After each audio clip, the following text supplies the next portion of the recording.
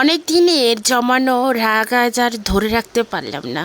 আর শাশুড়িকে ইচ্ছামতো অভিশাপ দিয়েছি স্বামীর সামনে। বলেছিলাম, আপনি আপনার দুই ছেলে আর দুই ছেলের বউয়ের সঙ্গে দুই রকম আচরণ করেন কেন? আমার কোনো কথা কারো কাছে বলার জায়গা নেই, অথচ ভাসুরের বউ বা যা কিছু হলেই সঙ্গে সঙ্গে চাচি শাশুড়ির কাছে গিয়ে বলে, আর আমাকে নিয়ে সমালোচনা হয়। আমি আপনাকে দায়ী করলাম, আপনার বিচার আল্লাহ করবে। এই মহিলা আমার জীবন অতিষ্ঠ করে দিয়েছে। সব সময় বড় ছেলে আর তার বউয়ের প্রতি টান। এতদিন শ্বশুর শাশুড়ি দুজনে আমার সঙ্গে ছিল, কিন্তু কখনো আমি ভাসুরের সংসারের কাজ করতে নিষেধ করিনি। কাপড় ধোয়া, রান্না করা, গরুর কাজ সবই আমি আর শাশুড়ি করতাম। যা চাকরির জন্য মাসে 4 দিনও বাসায় থাকতেন না। কিন্তু 16-17 দিন আগে আমার স্বামীর সঙ্গে সামান্য মলমালিন্য হওয়ায় এখন সে ভাসুরের সঙ্গে আলাদা খাচ্ছে। তা বাজার করে, সুপারি বিক্রি করে, আমাদের বাগানে আছে। সব মিলিয়ে তাদের কোনো অভাব নেই, অথচ আমার সঙ্গে থাকতে 1 টাকাও খরচ করেনি। গত শুক্রবার আমার স্বামীর কিছু গেস্ট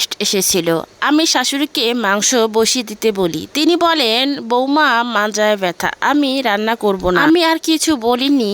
আজ 4 বছর বিয়ে, আমি জানি না জায়ের হাতে রান্না কেমন, কারণ শাশুড়ি না হলে আমি রান্না করি। এরপর বলা হয় আমার স্বামী নাকি প্রতিবাদ করে না, আমাকে শাসায় না কেন, এই নিয়েও কথা। অথচ আমার স্বামী একটা কথাও বলেনি। রাগে কষ্টে তার চোখ দিয়ে পানি পড়ছিল। তারপর সে ঘরে এসে হেসে বলল, মোজা দাও, অফিসে যাব।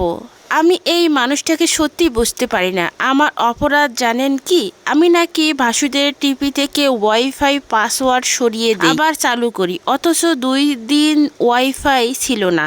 আর 1 মাস বিল দেওয়ায় বিশেষ নিয়ে ভাসুরে নিজেরাই ঝামেলায় করছিল, তারা নাকি চালাবে না এই কথা। সকালে আমার স্বামীর কাছে নালিশ করেছে। আজ তুমুল ঝগড়ার পর দুপুরে চাচা শ্বশুরের বাসায় দাওয়াত ছিল। আমি একাই গেছি চাচাতো ননদের সঙ্গে। পরে দেখি যা আর শাশুড়িয়ে গেছে খেতেও, আমরা আলাদা বসেছি। পরে সন্ধ্যায় আমি স্বামীর সঙ্গে বাইকে করে এসেছি। শাশুড়ি হালুয়া দিয়ে গেল বিকেলে। আজ এখন বুঝতে পারছি না তিনি কি অভিশাপ শোনার পর দিয়ে গেল, নাকি ভালোভাবে দিয়ে গেল। আল্লাহ ভালো জানে, নাকি কোনো কুমতলব নিয়ে দিয়ে গেল।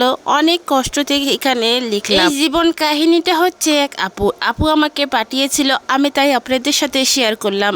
আপনাদের যদি ভালো লাগে থাকে আমার এই গল্পগুলো, অবশ্যই লাইক কমেন্ট শেয়ার করে থাকবেন। আর আমার নতুন পেজ, সবাই পাশে থাকবেন, আমার পেজটা ফলো করে রাখবেন। আর নতুন নতুন গল্প পেতে অবশ্যই আমাকে ফলো করে রাখবেন। অবশ্যই সবাইকে জানাই ধন্যবাদ। সবাই ভালো থাকবেন, সুস্থ থাকবেন। আল্লাহ হাফিজ।